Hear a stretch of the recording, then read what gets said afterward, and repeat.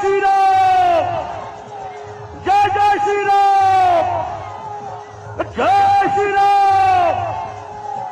जबीना नजी तुम्हार जाना स्वागतम, जबीना नजी तुम्हार जाना स्वागतम, मनीषा जी तुम्हार जाना स्वागतम, मनीषा जी तुम्हार जाना स्वागतम।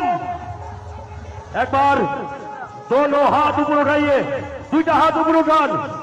আজকে এই মাঠ থেকে শপথ গ্রহণ করুন। 16ই ফেব্রুয়ারি বিজেপিকে ভোট দিয়ে বিশাল ভোটে জিতাবেন। একবার ভারত মাতা কি, বিজেপি বিজেপি, বন্দে বন্দে ভারত মাতা কি, বিজেপি বিজেপি। ধন্যবাদ। বসে পড়ুন সবাই।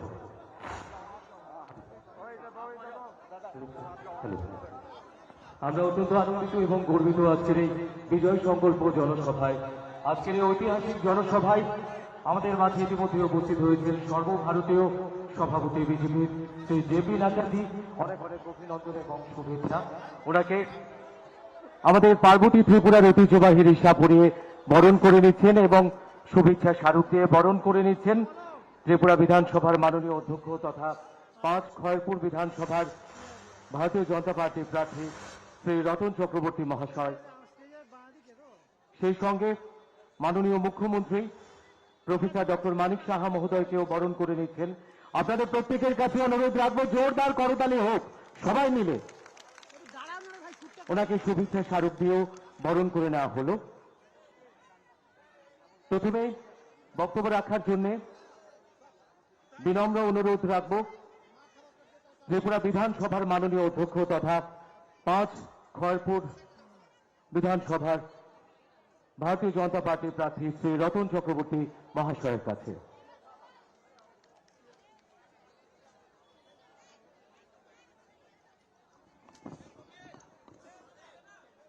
বন্দে মাতরম, ভারত মাতা কি জয়। আমি সবাইকে বলবো, আমি সারা বছরই আপনাদের পাশে থাকি। এবারও প্রায় 50টার উপর সভা করেছি। আমার কথা আপনারা সবসময় শোনেন, কিন্তু আজকে যার কথা শোনার জন্য এসছেন আমাদের এই দেশের আমাদের প্রাণপ্রিয় সভাপতি শ্রী জেপি নাড্ডাজি। আমি আমার মহিলা মোর্চার মা বোনদের উদ্দেশ্যে বলবো, আপনারা সবাই একবার উলুধ্বনি দিয়ে ওনাকে স্বাগত জানান। সবাই উলুধ্বনি দিন, সবাই উলুধ্বনি দিন, সবাই সবাই।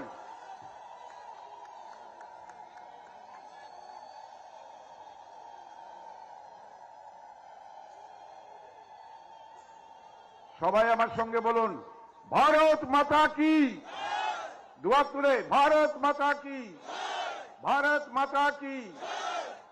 বন্ধুগণ, আজকের এই মঞ্চে উপস্থিত আছেন আমাদের দেশের ভারতীয় জনতা পার্টির আদরণীয় সভাপতি শ্রী জেপি নাড্ডাজি। উপস্থিত আছেন আমাদের প্রিয় মুখ্যমন্ত্রী প্রফেসর ডক্টর মানিক সাহাজি। উপস্থিত আছেন মঞ্চে আমাদের জেলা সভাপতি, আমাদের দুটো মণ্ডল সভাপতি, আমাদের প্রভারীগণ, ডক্টর মহেশ শর্মা, আমাদের সর্বভারতীয় মুখপাত্র এবং কোঅর্ডিনেটর নর্থ ইস্ট সম্বিত পাত্রাজি, এবং হরিশ রাণাজি যিনি আমাদের এখানে প্রভারী হিসেবে আছেন, উত্তরপ্রদেশের মন্ত্রী, এবং আমার শ্রদ্ধেয় মা বোনেরা, প্রিয় ভাই বন্ধু সজ্জন মণ্ডলী। আমরা 5 বছর অতিক্রান্ত হয়েছে। আজকের দিনে দাঁড়িয়ে 16 তারিখের জন্য আমার একটাই জনসভা গতবারও করেছিলাম। আমি বক্তৃতা করব না, শুধু একটা অনুরোধ করব, নাড্ডাজির বক্তৃতা শেষ না হওয়া পর্যন্ত আমাদের কোনো লোক নিজের জায়গা ছেড়ে বাইরে বেরিয়ে যাবেন না, এটা আমার অনুরোধ। এই শৃঙ্খলা, এই ত্যাগ আমাদের এতদূর এগিয়ে দিয়েছে। গতবার আমি 1 ঘন্টা 50 মিনিট বক্তৃতা দিয়েছিলাম, যোগীজি আসতে দেরি হয়েছিল বলে। এইভাবে সারা মাঠ ভর্তি মানুষ সেদিন এত ভীতি কাটিয়ে এই মাঠে 5 ঘন্টা বসেছিলেন। আজকেও এই যে জনজোয়ার, জন উচ্ছ্বাস, এই যে আপনাদের উদ্যম, নৃত্য, হাসি, এটাই প্রমাণ করছে যে আমাদের সরকার মানুষের পাশে আছে, মানুষের জন্য দায়বদ্ধ একটা সরকার। আজকে আমাদের শিকাগো শহরে এক নরেন্দ্রনাথ শুরু করেছিলেন, আর আজকে আরেক নরেন্দ্রনাথ মোদী সারা বিশ্বে ভারতবর্ষের নেতৃত্ব প্রতিষ্ঠা করছেন। আমাদের দেশ আজ এগিয়ে চলেছে ডাবল ইঞ্জিনের সরকারকে সঙ্গে নিয়ে, এবং 81 কোটি মানুষকে আজকে 4 বছর চলল 5 কেজি করে বিনামূল্যে রেশন দিচ্ছেন, 2টো করে টিকা বিনামূল্যে আমাদের দিয়েছেন। আমরা এই 5 বছরে এই তো কিছু সত্ত্বেও এখানে আমরা ডিগ্রি কলেজ করেছি, এখানে আমরা আমাদের একটা প্রাইমারি হেলথ সেন্টার হয়েছে। সেদিন আদরণীয় মুখ্যমন্ত্রীর বাড়ি থেকে আমরা বুদ্ধজনগরে 100 শয্যা বিশিষ্ট 100 কোটি টাকার অত্যাধুনিক হাসপাতালের সেদিন শুভ সূচনা হয়েছে। আমরা এখানে সমস্ত স্কুলগুলোকে উন্নত করেছি। আমাদের শিক্ষা ব্যবস্থা, রাস্তাঘাট, পানীয় জলের, বিদ্যুতের কোনো সংকট নেই। আর সেখানে কোনো জাতপাতের বিভাজন হয়নি, সেখানে কোনো রাজনৈতিক বিভাজন হয়নি। সবকা সাথ, সবকা বিকাশ, সবকা বিশ্বাস, সবকা প্রয়াস, এই মন্ত্রে আজকে এই সরকার এবং আমরা এখানে এগিয়ে চলেছি। কত খুন করেছে এখানে, দিনের বেলা লাশ ফেলে রেখেছে, আবার সেই মস্তানগুলোকে, গুন্ডাগুলোকে নিয়ে বেরিয়েছে। এখানকার যিনি প্রাক্তন, যিনি এমএলএ ছিলেন, যাকে সিপিএম এর পার্টি বারবার সাবধান সতর্ক করেও তাকে সংযুক্ত করতে পারেনি। তার রক্তের ভিতরে এই বীজ ঢুকে গেছে, সে হিংসা এবং অশান্তি ছাড়া কিছু চেনে না। কিন্তু আমি অনেক কষ্টে 5 বছর সামলেছি। এবার সাধু সাবধান, এভাবে যদি চলেন মানুষ কিন্তু গণপ্রতিরোধ করবে। এই আগুন থেকে কেউ রেহাই পাবেন না। সাবধান হয়ে যান। আমাদের 2 জন কর্মীকে ইতিমধ্যেই তারা মেরেছে। আমি অনুরোধ করব তাদের এই প্ররোচনার ফাঁদে আপনারা পা দেবেন না। কারণ আমরা সমাজের অন্তিম ব্যক্তি পর্যন্ত আমরা সাহায্যের হাত বাড়িয়ে দিয়েছি। সে 3 লক্ষ ঘরই হোক, কিষাণ সম্মান নিধি হোক, 2000 টাকা ভাতা হোক, কর্মচারীদের পাওনা ডিএর অধিকাংশ মিটিয়ে দেওয়া হয়েছে এত বড় আর্থিক সংকটের মধ্য দিয়েও। আজকে অঙ্গনওয়াড়ি কর্মী বলুন, আশা কর্মী বলুন, আজকে মিড ডে মিলের কর্মী বলুন, হোমগার্ড বলুন, আজকে সবার মুখে চওড়া হাসি। কারণ চাঁদাবাজির জুলুম নেই। আজকে জনজাতির 5 জন মানুষ পদ্মশ্রী পুরস্কার পেয়েছে। একটা সুস্থ সংস্কৃতি বিকাশে এই সরকার বদ্ধপরিকর। আমি বক্তব্য দীর্ঘ করব না। প্রত্যেক জায়গায় আমি 50টার উপর সভা ছোট বড় করেছি, আরো এই কদিন করব। আমি আশা রাখবো আপনারা সবাই সুশৃঙ্খলভাবে, এবং মায়েদের বলবো, মাগো 5টা বছর অনেক সাহস নিয়ে 25 বছর মাথা কুটে আপনারা গণতন্ত্রকে রক্ষা করেছেন। আপনারা স্বপ্ন ভোলেননি, আশা ছাড়েননি। কংগ্রেসের বেইমানি সত্ত্বেও দিল্লিতে দোস্তি আর এখানে কুস্তি করে আমাদের শেষ করে দিয়েছে। শতাব্দী প্রাচীন কংগ্রেস এই হাজারো শহীদের রক্তকে অপমান করে আজকে তাদের পায়ে আত্মসমর্পণ করে 13টা আসন নিয়েছে। এই অশুভ জোট পশ্চিমবাংলায় শূন্য হয়েছে। এবং আমার হয়তো দুঃখ হবে, গণতন্ত্রে একটা শক্তিশালী বিরোধী দল আমরা চাই, কিন্তু আমি যদি অধ্যক্ষের আসনে দল আমাকে দেয়, তাহলে আমার বাঁ দিকে দেখব যে কংগ্রেস শূন্য এবং সিপিএম শূন্য। এটাই তাদের ভবিষ্যৎ, এটাই আগামী 2 তারিখ হবে। আপনারা শান্ত থাকুন, প্রগতির পথকে প্রশস্ত করুন। সবাইকে অনেক অনেক ধন্যবাদ জানিয়ে ধৈর্য ধরে এই মিটিংটা শেষ করুন। সবাইকে অনেক ধন্যবাদ, আমার প্রণাম এবং ভালোবাসা। ছোটরা আমার স্নেহ নেবেন। জয় হিন্দ, বন্দে মাতরম, ভারত মাতা কি জয়। মহাশয়কে অসংখ্য ধন্যবাদ। এবারে বক্তব্য রাখার জন্য বিনম্র অনুরোধ রাখবো 4 বটতলা বিধানসভা কেন্দ্রের ভারতীয় জনতা পার্টির প্রার্থী ডক্টর দিলীপ দাস মহাশয়ের কাছে।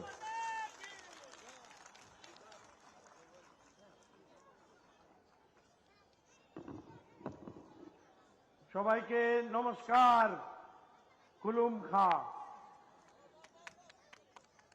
আমাদের রাষ্ট্রীয় অধ্যক্ষ শ্রী জেপি নাড্ডাজি এবং অন্যান্য বরিষ্ঠ নেতৃবৃন্দ, 23 আবার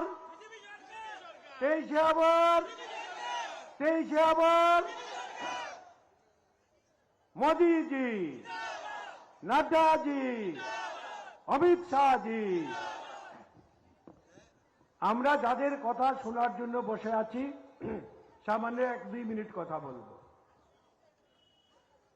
18তে আমরা লড়াই করেছিলাম সিপিএম এর সাথে। এইবার লড়াই সিপিএম এবং কংগ্রেস অশুভ আতাতের সাথে, অশুভদের সাথে দেবতার পার্টির লড়াই। আপনাদের বাড়িতে রাহু কেতুর ছায়া পড়তে দেবেন না। যখনই এরা বাড়িতে যাবে তাদেরকে গেটের বাইরে দাঁড়িয়ে নমস্কার করে বলবেন, ভারতীয় জনতা পার্টি 5 বছর সে তার শাসন করতে পারে নাই, 2.5 বছর কোভিড, 2.5 বছর চলে গেছে আমরা কাজ করেছি। সুতরাং আমরা ভারতীয় জনতা পার্টিকে 5 বছরের একটা টার্ম দেব, এটা বদ্ধ করিব। আরেকটা খবর আমার কাছে এসেছে এই কিছুক্ষণ আগে, শুনেছি এই অশুভ আতাত বাড়ি বাড়ি রাতের অন্ধকারে যাচ্ছে, ওরা টাকা বিলোচ্ছে। আপনারা আপনাদের বুথে বুথে পাহারার বন্দোবস্ত করুন। যদি এই কালো চক্র, অশুভ চক্র, রাহু কেতু কোথাও যদি টাকা পয়সা দিতে চেষ্টা করে, আপনারা তাদের বাধা দেবেন, কারণ আমাদের জয় নিশ্চিত।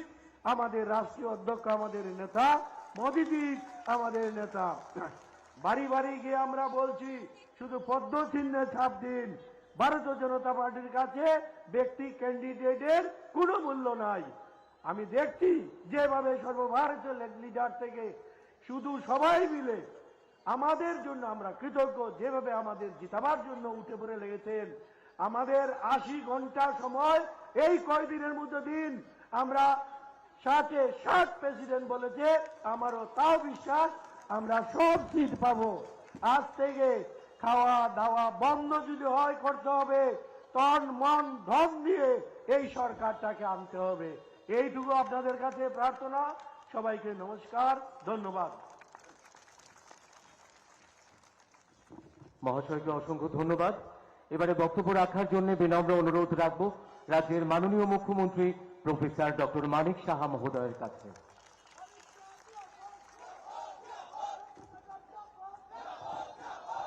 সবাইকে নমস্কার। খোলঙ্কা হাম্বাই আজকের এই খয়েরপুর বিধানসভায় বিজয় সংকল্প যে জনসভা উপস্থিত আছেন, আমাদের সবার আদরণীয় পূজনীয় আমাদের সর্বভারতীয় ভারতীয় জনতা পার্টির সভাপতি আদরণীয় জেপি নাড্ডাজি, এবং এখানে আজকের আমাদের যে সদর রুরাল ডিস্ট্রিক্টের যে দুজন আমরা এখান থেকে ভারতীয় জনতা পার্টির পক্ষ থেকে মনোনয়ন দিয়েছি 2 কেন্দ্রের থেকে, এই খয়েরপুরে আগেরও এখন বর্তমানেও উনি মাননীয় বিধায়ক এবং পবিত্র বিধানসভার মাননীয় স্পিকার শ্রী রতন চক্রবর্তী মহোদয় এবং ডক্টর দিলীপ কুমার দাস, যিনি বটজলা কেন্দ্র থেকে দাঁড়িয়েছেন, এবং অন্যান্য যারা মহানুভবরা আছেন, এবং এখানে মিডিয়া বন্ধুরা এবং মা ও বোনেরা, সবাইকে আমি হার্দিক অভিনন্দন জানাচ্ছি। বন্ধুগণ, আমি বেশি কিছু কথা বলবো না, শুধু আমরা আমাদের সর্বভারতীয় সভাপতি জেপি নাড্ডাজি এখানে আপনাদের উদ্দেশ্যে উনি কিছু বলবেন, সেইগুলো আপনারা শুনবেন মনোযোগ দিয়ে। তারপর একজনও আমি অনুরোধ করব এখান থেকে না যাওয়ার জন্য। বন্ধুগণ, কংগ্রেস, সিপিএম, তৃণমূল, এখন আবার সেই মথা এবং কমিউনিস্ট, তাদের থেকে আমাদের যদি মুক্তি আমাদের পেতে হয়, তাহলে ভারতীয় জনতা পার্টির যার সর্বশ্রেষ্ঠ নেতা হচ্ছে আমাদের যশস্বী প্রধানমন্ত্রী নরেন্দ্র মোদীজি, উনাকে পদ্ম চিহ্নে ভোট আপনারা দেবেন, এই আশা আমি রাখছি। এবং 16 তারিখ আপনারা যথাসময়ে সকালে সকালে গিয়ে নিজেরাও আমাদের যে 2 প্রার্থী আছে এই খয়েরপুর কেন্দ্রের সমস্ত ভাই বোনদের অনুরোধ রাখবো, সকাল সকাল 16 তারিখ গিয়ে পদ্ম চিহ্নে ভোট দেবেন এবং বিপুল ভোটে, আগে যে ভোট পেয়েছে তার থেকে আরো বেশি ভোটে উনাকে জয়যুক্ত করবেন। এবং এখানে বটজলার যদি কেউ থাকেন বা বটজলাবাসীকে জানিয়ে দেবেন আপনাদের বন্ধুদের যে উনাকেও যেন বিপুল ভোটে জয়যুক্ত করে, এই আশা রেখে আমি আমার বক্তব্য এখানে শেষ করছি। নমস্কার। বন্দে মাতরম। ভারত মাতা কি জয়। মাননীয় মুখ্যমন্ত্রী মহোদয়কে অসংখ্য ধন্যবাদ। এবারে বক্তব্য রাখার জন্য বিনম্র অনুরোধ রাখবো ভারতীয় জনতা পার্টির সর্বভারতীয় সভাপতি শ্রী জেপি নাড্ডাজি মহাশয়ের কাছে। ভারত মাতা কি, ভারত মাতা কি।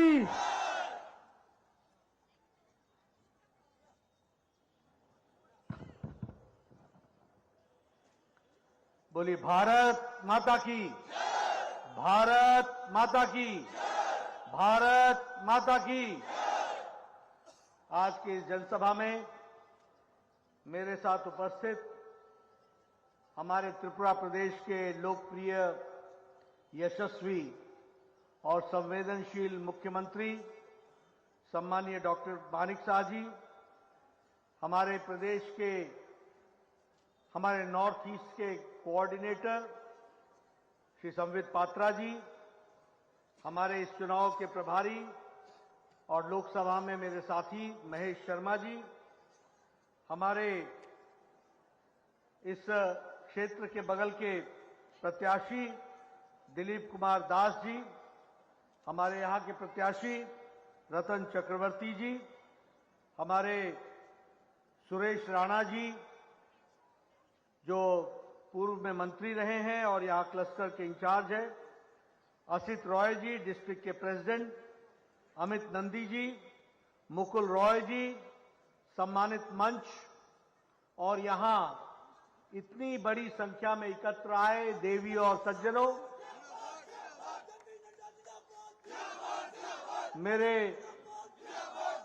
मेरे युवा नौजवान साथियों और मीडिया के मेरे साथी, प्रिंट मीडिया और इलेक्ट्रॉनिक मीडिया के मेरे साथी, मैं जब यहां पर आया हूं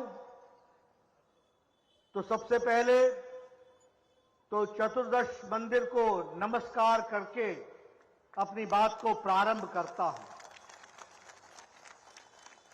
और जब मैं त्रिपुरा में आया हूं तो मां सुंदरी का, त्रिपुरा सुंदरी का आशीर्वाद लेकर के माता को नमन करते हुए 51 शक्तिपीठ में से एक शक्तिपीठ जो शक्तिपीठ है उन्हें नमन करते हुए अपनी बात को प्रारंभ करता हूं।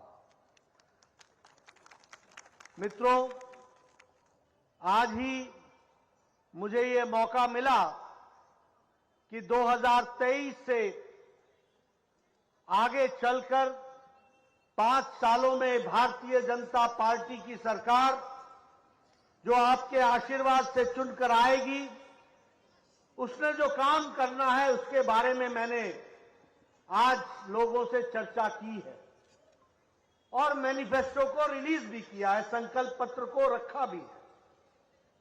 और वह संकल्प पत्र है समृद्ध त्रिपुरा, उन्नत त्रिपुरा। लेकिन उससे पहले आज जब हम 2023 के मुकाम पर खड़े हैं तो कौन पार्टी आगे क्या करेगी, इसका आधार क्या है। आज जो भारतीय जनता पार्टी के राष्ट्रीय अध्यक्ष के रूप में मैं आपके सामने जो कह रहा हूं, उस कहने का आधार क्या है। आप कैसे विश्वास करेंगे कि जो मैं आज कह रहा हूं वो 5 साल बाद मैं पूरा कर पाऊंगा कि नहीं। उसका एक ही आधार है कि जो 5 साल पहले मैंने कहा था उसको करके दिया है, वही उसका आधार बन सकता है।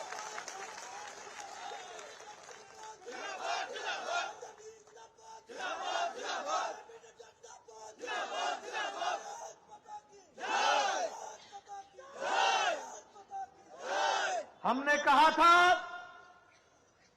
2018 में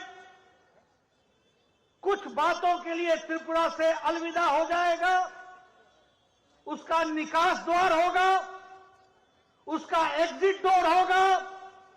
त्रिपुरा की धरती पर 2018 के बाद वो बातें नहीं दिखेंगी।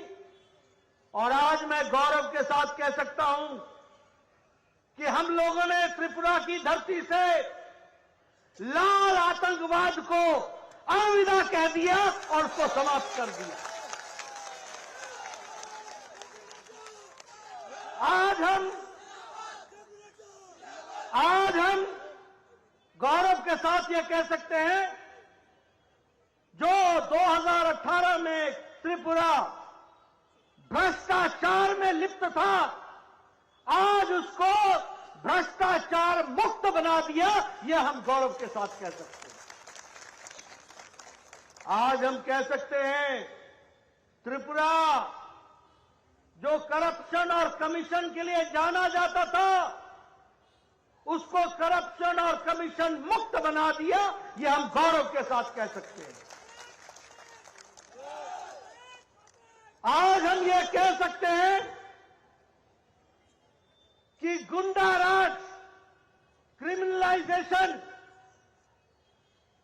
राजनीतिक द्वेष के कारण लोगों को समाप्त करना, ये 2018 तक की सीपीएम की नीति थी।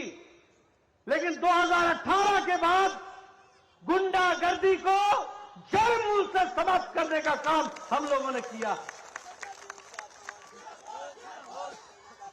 और सबसे बड़ी बात है कि 2018 में और 2018 से पहले ये सीपीएम का लेवी राज, इस लेवी राज से भी छुट्टी दिलाने का काम किया तो भारतीय जनता पार्टी की सरकार ने किया। और 2018 ये स्वागत द्वार भी बना, ये प्रवेश द्वार भी बना। ये प्रवेश द्वार किस बात का बना? ये प्रवेश द्वार बना विकास का, ये प्रवेश द्वार बना शांति का, ये प्रवेश द्वार बना सद्भाव का, ये प्रवेश द्वार बना शांति का, ये प्रवेश द्वार बना तरक्की का, और ये प्रवेश द्वार बना उन्नत त्रिपुरा, समृद्ध त्रिपुरा का। ये भी हमको ध्यान में रखना चाहिए। मैं यहां ये भी आपको बताना चाहता हूं, आप लोगों का आशीर्वाद मिला था, 43% वोट आपके मिले थे। आज ये जनसभा को देखकर मैं ये कह सकता हूं कि आने वाले समय में हमारे वोट प्रतिशत में भी इजाफा होगा और आपका आशीर्वाद मिलेगा।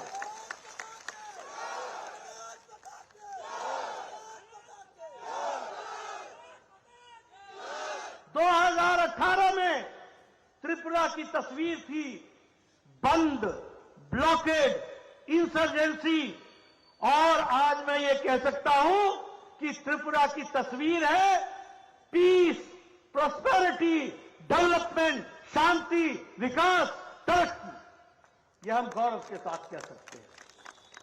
उसी तरीके से त्रिपुरा ने एक तरीके से मार्ग दिखाया है, और मार्ग ये दिखाया है पहले विप्लव देव की सरकार में और बाद में मानिक शाह जी की सरकार में, कि त्रिपुरा 5 साल में कितना बदल सकता है, इसकी तस्वीर और जीती जागती तस्वीर आज त्रिपुरा है।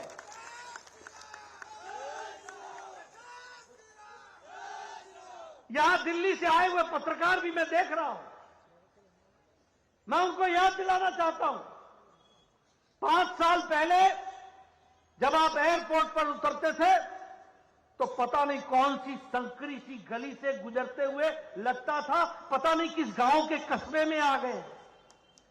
और आज जब 2023 में आप त्रिपुरा के एयरपोर्ट पर उतरते हो तो आपको 4 लेन मिलता है, चौड़ी सड़कें मिलती हैं, विकास की नई कहानी कहते हुए मिलती है।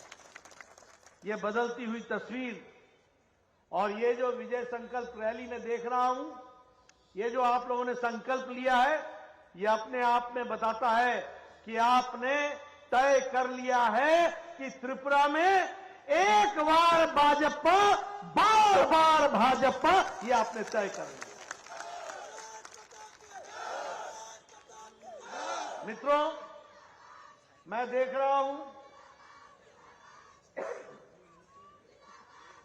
रहा हूं इतनी बड़ी संख्या में हमारी बहनें आई हैं, मातृशक्ति आई है। मुझे खुशी है कि मैं आपको यह कह सकूं कि आज ही हम लोगों ने तय किया है कि अगले 5 साल में बालिका समृद्धि स्कीम के तहत हमारे आर्थिक रूप से कमजोर परिवारों में आने वाली लक्ष्मी के लिए 50,000 रुपए का बॉन्ड देकर के लक्ष्मी को आगे बढ़ाएंगे।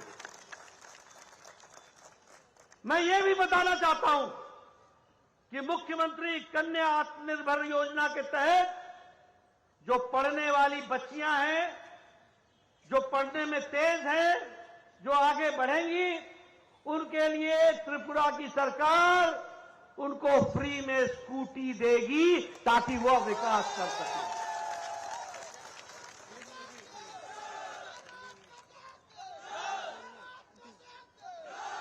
मैं यहां बैठे हुए बहनों को देख रहा हूं, आपको बताना चाहता हूं कि जिन लोगों को उज्ज्वला गैस मिली है, उनको अब त्रिपुरा सरकार साल में 2 एक्स्ट्रा सिलेंडर भी मुफ्त का देगी। ये भी हम आपको बताना चाहते हैं।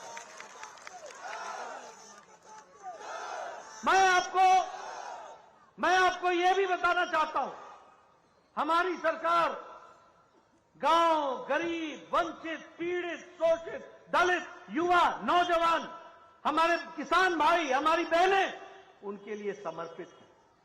और इसीलिए हम लोगों ने तय किया है कि हम अनुकूल चंद्र कैंटीन के तहत दिन में 3 बार भोजन देंगे और 5 रुपए प्रति मील के हिसाब से हम भोजन की व्यवस्था करेंगे।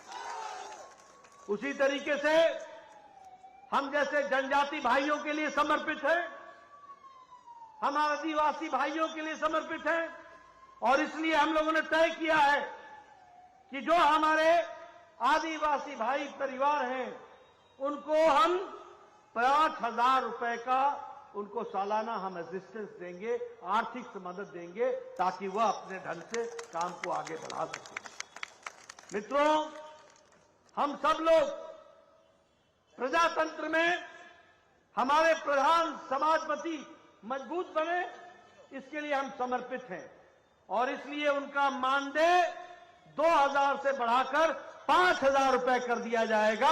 इसके लिए भी हम समर्पित हैं। उसी तरीके से किसान भाइयों के लिए, जहां प्रधानमंत्री मोदी जी सालाना 6,000 रुपए प्रधानमंत्री किसान सम्मान निधि में देते हैं, उसी में मानिक साहब भी 2,000 जोड़ेंगे और 8,000 रुपए प्रति सालाना देने का काम करेंगे।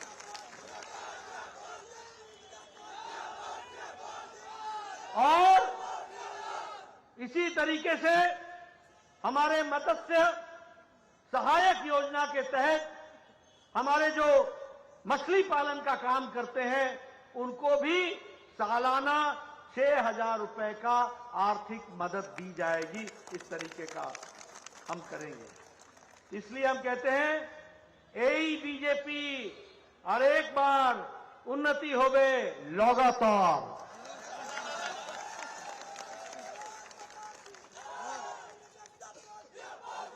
मित्रों, जब मैं डबल इंजन की बात करता हूं, तो मैं ये कहना चाहता हूं कि मोदी जी के नेतृत्व में देश बदल चुका है, आगे बढ़ चुका है। आपको खुशी होगी, जिन अंग्रेजों ने हमको 200 साल तक राज किया, आज हम गौरव के साथ कह सकते हैं कि उनको पछाड़कर जो भारत 10वीं आर्थिक व्यवस्था थी, वो ब्रिटानिया को पछाड़कर, अंग्रेजों को पछाड़कर 5वीं आर्थिक व्यवस्था बन चुकी है। आज विकास दर में हम अमेरिका से आगे हैं, हम चाइना से आगे हैं, हम फ्रांस से आगे हैं, हम यूरोप के कई देशों से आगे हैं। ये आज भारत की तस्वीर बनी है। इस बात में, यानी स्टील के प्रोडक्शन में दुनिया में हम दूसरे नंबर पर खड़े हो गए। आप लोग जब छोटे होंगे तो सुनते होंगे, ये जापानी गाड़ी है, ये ऑटोमोबाइल है, ये डैटसन है, ये टोयोटा है, ये जापानी गाड़ी है। आपको जानकर खुशी होगी कि गाड़ी बनाने में भी भारत ने जापान को पछाड़कर तीसरे नंबर पर आज खड़ा हो गया है गाड़ी बनाने में। आपके पास मोबाइल होगा। 9 साल पहले 92% मोबाइल बाहर से आते थे, बाहर से। और कुछ ऐसे देश से आते थे जो हाथ में ही फट जाते थे। मैं ठीक बोल रहा हूं कि नहीं बोल रहा हूं? कुछ ऐसे देश से आते थे जो हाथ में ही फट जाते थे। आज आपको जानकर खुशी होगी कि 97% मोबाइल अब भारत में बन रहे हैं। दूसरे नंबर का देश भारत बन गया है। मित्रों, अगर मैं बात करूं तो मुझे खुशी है, मैं त्रिपुरा में जब आया हूं, अगर मोदी जी ने, मैं कई बार सुनाता हूं इस किस्से को, मैं जब 1993 में विधायक था तो उस समय मेरे बीडीओ साहब, ब्लॉक डेवलपमेंट ऑफिसर साहब मेरे पास आके बोला करते थे कि नड्डा जी आपको एक खुशखबरी सुनाता हूं। मैंने कहा सुनाओ। तो कहते थे कि 2 पंचायतों में आपको 1 इंदिरा आवास योजना मिला है, बताइए किसको दूं मैं।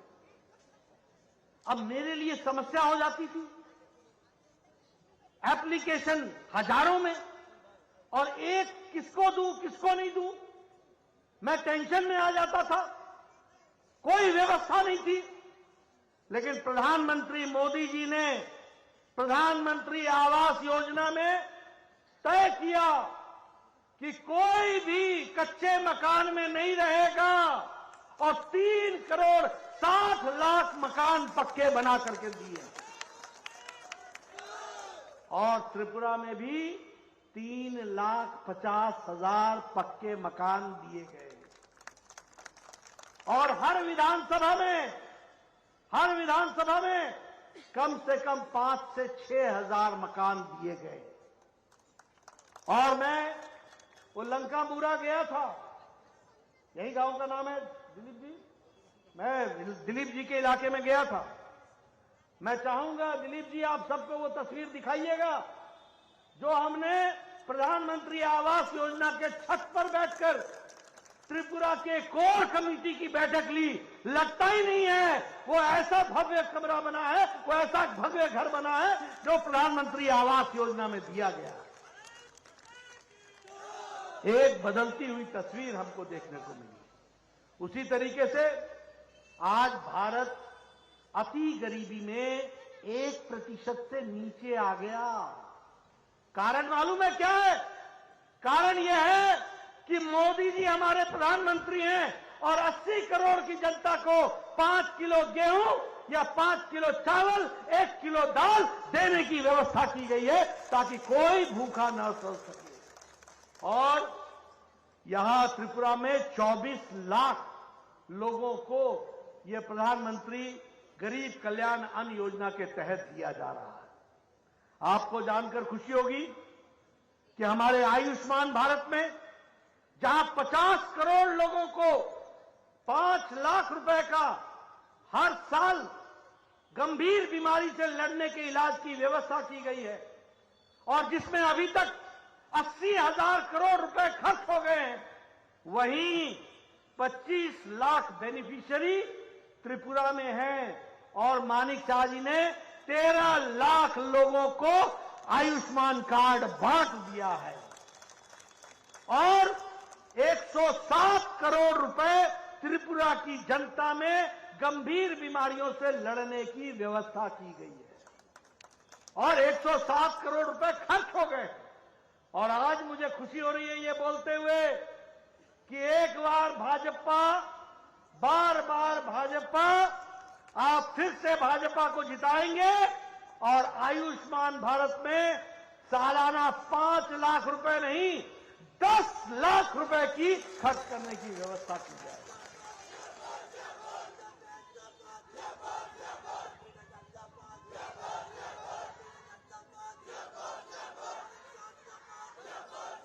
हमारे आदिवासी भाई आज गौरवान्वित महसूस करते हैं।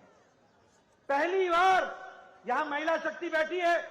मोदी जी ने महिला आदिवासी महामहिम द्रौपदी मुर्मू को भारत का राष्ट्रपति बनाया है और उन्होंने महिला सम्मान की चिंता की। उसी तरीके से आज भारत सरकार में 8 मंत्री हमारे आदिवासी भाई हैं और मानिक शाह की सरकार में 5 मंत्री आदिवासी भाई रहे और मंत्री की श्रेणी में रहे। और इस बार के बजट में तय हुआ है कि 36,000 ट्राइबल डोमिनेटेड यानी आदिवासी बहुतायत गांवों में प्रधानमंत्री आदि आदर्श योजना के तहत उन विलेज को, उन गांवों को विकसित किया जाएगा। 400 एकलव्य विद्यालय खोले जाएंगे और 15 विद्यालय यहां खुल गए हैं। और आज हमने तय किया है कि Tripura tribal autonomous development council के इलाके में हर ब्लॉक में एक एकलव्य विद्यालय खोला जाएगा और उसकी व्यवस्था की जाएगी। मित्रों, उज्ज्वला योजना के बारे में मैंने चर्चा की। लगभग 2,70,000 उज्ज्वला योजना में गैस के कनेक्शन बहनों को दिए गए। मैं गांव से आता हूं, पहाड़ी इलाके से आता हूं। मेरी बहनें सुबह 5 बजे उठकर जंगल में जाकर लकड़ी काटकर लाती थी, चूल्हा जलाती थी। चूल्हे के नजदीक बैठ करके फूंक फूंक करके जलाया जाता था और 200 सिगरेट के बराबर का धुआं अपनी छाती में लेती थी। आज मोदी जी ने एक तरीके से महिलाओं को आजाद कर दिया और 9,50,00,000 उज्ज्वला गैस कनेक्शन दिया और मानिक शाह ने 2,70,000 उज्ज्वला कनेक्शन दिया। और आज हमारी बहनें 5 मिनट के अंदर टक से लाइटर जलाती हैं, 5 मिनट में चाय, आधे घंटे में भोजन और परिवार सुखी रूप से आगे बढ़ चलता है, काम में लग जाता है। ये भी हमको समझना होगा। जल जीवन मिशन, मुझे यहां की तस्वीर नहीं मालूम, लेकिन मैं अपने गांव की तस्वीर बताऊंगा। मेरी बहनों का आधा दिन सिर्फ पानी घर की व्यवस्था करने में गुजर जाता था। टैंकरों का इंतजार करती थी, 2-2 किलोमीटर पहाड़ों पर चढ़ती थी, सर के बाल घिस जाते थे घेला रख करके, बुरी हालत थी। और यहां भी आपके घरों में पानी नहीं था। घरों के लिए पानी के लिए जाने के लिए आपको या तो पब्लिक टैप पर जाना पड़ता था। पर आज मुझे खुशी है ये बताते हुए कि 4,10,000 जल जीवन मिशन में कनेक्शन पहुंचाए गए हैं और उसकी व्यवस्था की गई है और आगे 10 लाख जल जीवन मिशन में किया जा रहा है। स्वच्छता की दृष्टि से इज्जत घर बनाना, और मैं त्रिपुरा की बात करूं तो पिछले 5 सालों में 4,50,000 इज्जत घर बने हैं, यानी महिलाओं का इज्जत देने का काम किया तो मोदी जी का आशीर्वाद और मानिक शाह के द्वारा करके दिया गया है। वह भी हमको याद रखना चाहिए। प्रधानमंत्री किसान सम्मान निधि किसानों के लिए आज 6,000 था, वो 8,000 हो जाएगा। एक विकास की एक नई कहानी लिखी जा रही है। हर दृष्टि से विकास को आगे बढ़ाने का काम किया जा रहा है। और त्रिपुरा की बदलती हुई तस्वीर की अगर हम बात करें तो मुझे खुशी है ये बताते हुए कि आज अष्टलक्ष्मी के तहत हम ये कह सकते हैं कि शांति, ऊर्जा, टूरिज्म और टूरिज्म के साथ साथ 5G कनेक्टिविटी, हमारी संस्कृति, नेचुरल फार्मिंग, प्राकृतिक खेती, स्पोर्ट्स और त्रिपुरा का सामर्थ्य, इसको बढ़ाने का काम अगर होगा तो मोदी जी का आशीर्वाद से और यहां पर हमारी सरकार में मानिक शाह और बाकी लोगों के आशीर्वाद से इस काम को हम ताकत देंगे। मुझे खुशी है कि आज लगभग 4,000 करोड़ से ज्यादा योजनाओं पर प्रधानमंत्री जी ने शिलान्यास किया। मुझे खुशी है कि आज द्रौपदी मुर्मू यहां आई थी, उन्होंने फॉरेंसिक साइंस का शिलान्यास किया है, उन्होंने लॉ यूनिवर्सिटी का शिलान्यास किया है, उन्होंने IIIT का शिलान्यास किया है। और IIIT के पहले बैच से निकलने वाले लोग, उनकी सालाना आमदनी जो उनको मिलने वाली है वो 1,25,00,000 से ज्यादा है। ये भी हमको ध्यान में रखना होगा। इसलिए आज त्रिपुरा बढ़ता हुआ जा रहा है। मुझे खुशी है कि अगरतला अखौरा बांग्लादेश रेल लिंक का रूट का काम वो भी चल पड़ा है। 980 करोड़ रुपए खर्च होंगे। 10 किलोमीटर 15 किलोमीटर की सड़क पर रेल लाइन बनेगी। 5 किलोमीटर जो है वो भारत में और 10 किलोमीटर बांग्लादेश में बनेगी। और ये रेल लाइन जो यहां अगरतला से चलती थी और ढाका होते और कलकत्ता पहुंचने में इसको 36 घंटे लगते थे, अब इसको 10 घंटे लगेंगे और ये कलकत्ता पहुंच जाएगी। इस तरीके की व्यवस्था होगी। इसीलिए विकास के नए नए आयाम जोड़े जा रहे हैं। मुझे खुशी है महिला शक्ति यहां बैठी है। ये त्रिपुरा की सरकार है जिसने तय कर लिया है कि सरकारी नौकरियों में 33% महिलाओं को जगह दी जाएगी और उनको विकास की दृष्टि से जोड़ा जाएगा। उसी तरीके से 9वीं क्लास तक के बच्चों को लगभग 54,500 बाइसिकलें बांटी गई हैं, साइकिलें बांटी गई हैं। जननी शिशु सुरक्षा के दृष्टि से त्रिपुरा की सरकार ने तय किया था कि जिस दिन से माता गर्भवती होती है और जिस दिन बच्चा पैदा होता है और बच्चा पैदा होने के बाद 2 साल बाद तक उसको जितने टीके लगने हैं, यानी गर्भवती से लेकर डिलीवरी से लेकर और डिलीवरी के बाद 2 साल तक स्वस्थ बच्चा आगे बढ़े, इसकी सारी व्यवस्था सरकार ने अपने ऊपर ले ली है। यह भी हमको समझना होगा कि यह विकास की नई कहानी है। और मुझे खुशी है कि अगर हम देखें तो हमारे किसान भाइयों की लगभग इनकम 18% बढ़ी है। और इसलिए मैं आपसे निवेदन करने आया हूं कि हमारे रतन चौधरी जी को आपका आशीर्वाद मिलना चाहिए, हमारे दिलीप कुमार दास जी को आपका आशीर्वाद मिलना चाहिए। बताइए आशीर्वाद मिलेगा ना? मिलेगा ना? मैं पीछे से सुनना चाहता हूं, मिलेगा कि नहीं? आशीर्वाद मिलबो ना? मिलेगा ना? मिलेगा ना? मैं आपको एक बात और बताना चाहता हूं। ये आजकल कांग्रेस और सीपीएम का तालमेल, ताल और मेल, एक लेफ्ट एक कांग्रेस, बाया दाया एक साथ। ये कौन लोग हैं? जिन लोगों ने, जिन सीपीएम ने कांग्रेस के लोगों की अच्छी पिटाई की, आजकल दोनों साथ चल रहे हैं। ये तालमेल से चल रहे हैं। मैं बताना चाहता हूं ये कैसा कॉम्बिनेशन बनेगा। कांग्रेस का मतलब है कमीशन, कांग्रेस का मतलब है नॉन गवर्नेंस, कांग्रेस का मतलब है पॉलिसी पैरालिसिस, कांग्रेस का मतलब है निपोटिज्म, कांग्रेस का मतलब है भाई भतीजावाद, कांग्रेस का मतलब है परिवारवाद, कांग्रेस का मतलब है failure of law and order, कानून व्यवस्था ध्वस्त होना। सीपीएम का क्या मतलब है? सीपीएम का मतलब है लॉलेसनेस, कानून राज नहीं जंगल राज। सीपीएम का मतलब है प्रशासन का ध्वस्त हो जाना। सीपीएम का मतलब है लूट, राशन का लूट। सीपीएम का मतलब है विरोधियों को समाप्त करना। सीपीएम का मतलब है घर में घुसकर दुश्मनों को समाप्त करने का काम करना। यह सीपीएम का काम है। लेकिन अगर मैं कहूं बीजेपी किस लिए खड़ी है?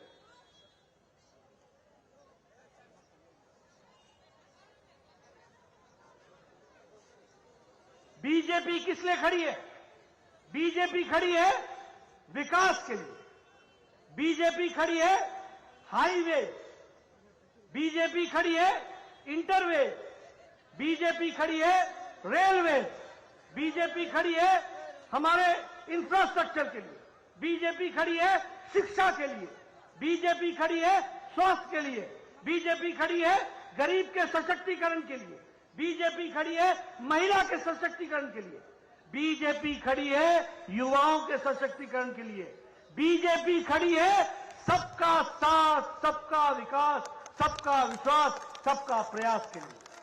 आप बताइए हम किसको समर्थन करेंगे? ये जो कांग्रेस और कम्युनिस्ट लोग हैं इनको आराम दीजिए और भारतीय जनता पार्टी को काम दीजिए।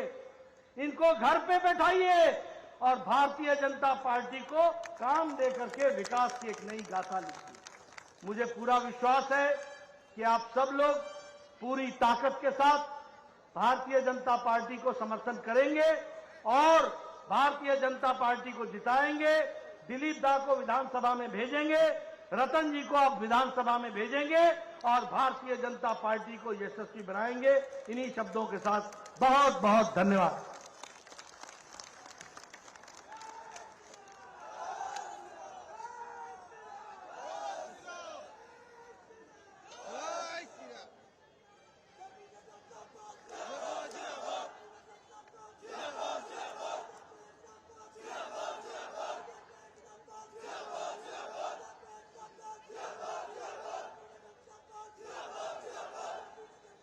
ধন্যবাদ। আপনারা ধীরে ধীরে সুশৃঙ্খল ভাবে সভা ত্যাগ করবেন, তাড়াহুড়া করবেন না।